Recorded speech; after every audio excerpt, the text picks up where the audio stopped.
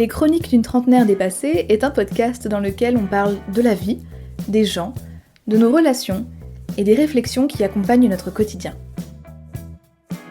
Ces chroniques, c'est un peu comme le panier qu'on trouve à l'entrée dans les maisons et dans lequel il y a de tout. Des clés, des pièces de monnaie, des timbres.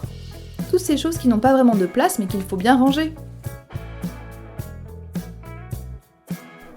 À l'exception qu'ici on ne se vide pas les poches, on se vide la tête. C'est pas toi, c'est moi. C'est sûr, vous avez déjà entendu cette phrase quelque part, soit parce que vous l'avez dite vous-même, ou soit parce que vous l'avez vue dans les films, ou que vous l'avez entendue, malheureusement. Eh bien aujourd'hui, je suis là pour faire un épisode du podcast sur le fait que j'ai laissé partir quelqu'un de bien pour quelqu'un de mieux, et que typiquement, c'est un peu ce que je lui ai dit, c'est pas toi, c'est moi. Je vous jure que dans certains cas, c'est pas une excuse bidon. Parce que là, ça l'était réellement pour moi, ça avait vraiment du sens pour moi à ce moment-là. Et j'ai voulu vous parler de ça aujourd'hui parce que je repense à cette histoire depuis quelques semaines.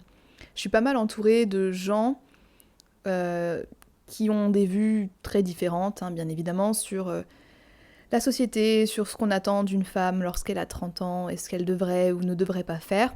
Et il y a quelques personnes, bon, je rappelle pour les personnes qui l'ont oublié que j'habite aux États-Unis, dans le sud des États-Unis, qui est un État extrêmement conservateur, avec une mentalité très particulière.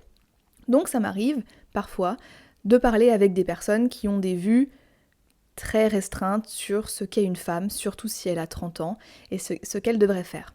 Et donc c'est pas rare pour moi d'entendre des gens dire « Ah bah voilà, t'es une femme, t'as 30 ans, t'es toute seule, tu devrais être mariée, tu devrais avoir des enfants.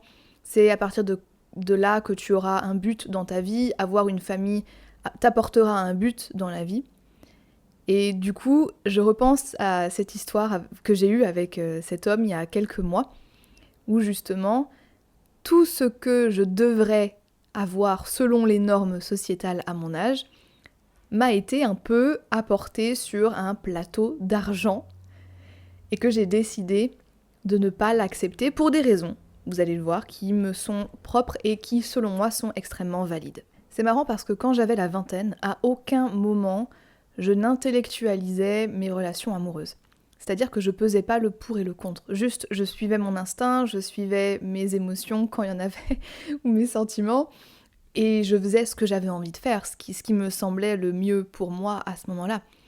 À 30 ans, c'est un peu différent. À 30 ans, c'est un choix qu'on fait, c'est des considérations, on veut que ça dure. Enfin, en tout cas, dans mon cas, ça reste particulièrement rationnel aujourd'hui. Malheureusement, d'un côté, parce que c'est vrai que l'amour ne devrait pas être quelque chose de rationnel par définition, mais je pense que quand on atteint un certain stade, quand on a vécu aussi un certain nombre de déceptions, on est obligé de se poser et de se dire, bon ok, le pour, le contre. Et d'ailleurs, je fais des listes pour et contre très souvent.